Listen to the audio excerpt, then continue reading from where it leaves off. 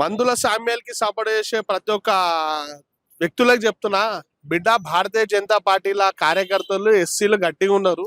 మీరు మమ్మల్ని గెలికిరనుకో మిమ్మల్ని ఉరికిచ్చి ఉరికిచ్చి కొడతాం. మా రాష్ట్ర ఎస్సీ మోర్చా అధ్యక్షుడు క్రాంతికిరణ్ గారి నేతృత్వంలో ఈ రోజు మా తల్లి లాంటి పార్టీ ఆఫీసర్ నిలబడ్డాం. ఎవడొస్తారు అని అంటారా చూసుకుందాం. ఏడికైతే ఆడికి. ప్రస్తుతం మనతో పాటు అరవింద్ గారు ఉన్నారు. అరవింద్ గారు చెప్పండి, ఈ రోజు జై భీమ్ అనే కండువా ఈ రోజు మెడలో వేసుకున్నారు. బయట ప్రచారం ఏంటంటే జై భీమ్ అనే దానికి భారతీయ జనతా పార్టీకి సంబంధం లేదన్నట్టు క్రియేట్ చేస్తున్నారా? ఏందన్న ఈరోజు Bharatiya Janata party state office ముందరనే మనం నిలబడ్డాం.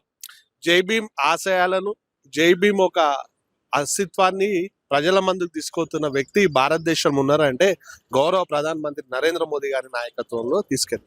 మీరు చూడండి, బాబాసాహెబ్ గారి ఆశయాలను, బాబాసాహెబ్ గారి ఆలోచనలు ఆయన తూచా తప్పకుండా పాటిస్తున్న వ్యక్తి.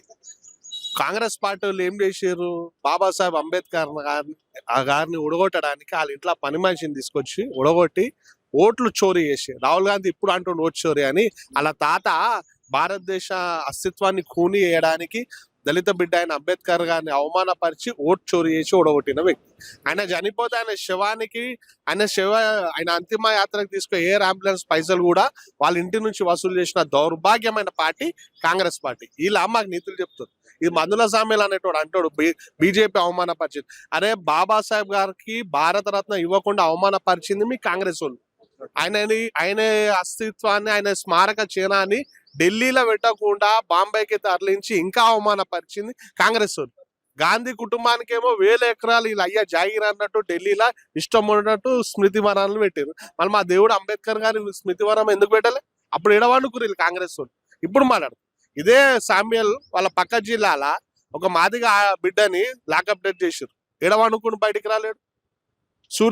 మన ఖమ్మంలో ఒక మాదిగా ఆడబిడ్డని నక్సలైట్లు ఇన్ఫార్మర్ నెపంతో చంపేసి నివస్త్రాలు లేకుండా పడేసారు. అప్పుడు ఎడవాడుకుని బయటికి రావాలా? మొన్న సర్పంచ్ ఎలక్షన్ లో చాలా మంది మాదిగా మాలోళ్ళపై దాడులు చేశారు. మాకు వ్యతిరేకంగా నిలబడతారు అని కాంగ్రెస్ పార్టీలో ఉన్న కొంతమంది రెడ్లు. అప్పుడు రాలేడు. నాగర్ కర్నూలు జరిగిన ఇన్సిడెంట్ ఎందుకు రాలేడు? ఇవి అన్నిటి ఇష్యూస్ పైన పోరాడిన పార్టీ భారతీయ జనతా పార్టీ. వాళ్ళ కోసం నిలబడిన పార్టీ భారతీయ జనతా పార్టీ.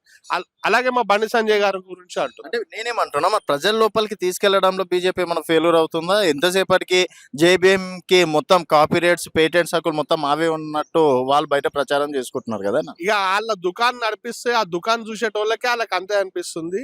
మా బీజేపీ రాష్ట్ర అధ్యక్షుడు రామచంద్రన్న గారి నాయకత్వంలో, ఎస్సీ మోర్చా అధ్యక్షుడైన క్రాంతికిరణ్ గారి నాయకత్వంలో ఎక్కడ ఎస్సీలపై దాడులు జరిగితే అక్కడ వాళ్ళు వెళ్ళి బాధితుల పక్షాన నిలబడి వాళ్ళకి అండగా నిలబడి.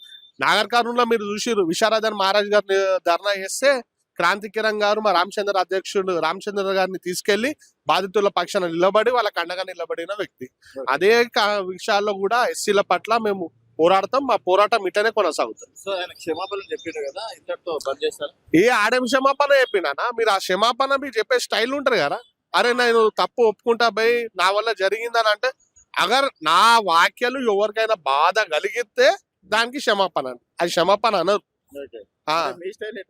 అంటే ఇప్పుడు తప్పు చేస్తే, నేను తెలిసి తెలియకుండా నేను తప్పు చేస్తే, అన్నా నా వల్ల ఈ తప్పు జరిగిందన్నా నన్ను క్షమించురా అని ఒక రెస్పెక్ట్ తో నడుతారు. కానీ అది లేరు. మస్తీ మదం ఎక్కిన అహంకారంతో మాటలు మాట్లాడిండు. అది తప్పదు. అది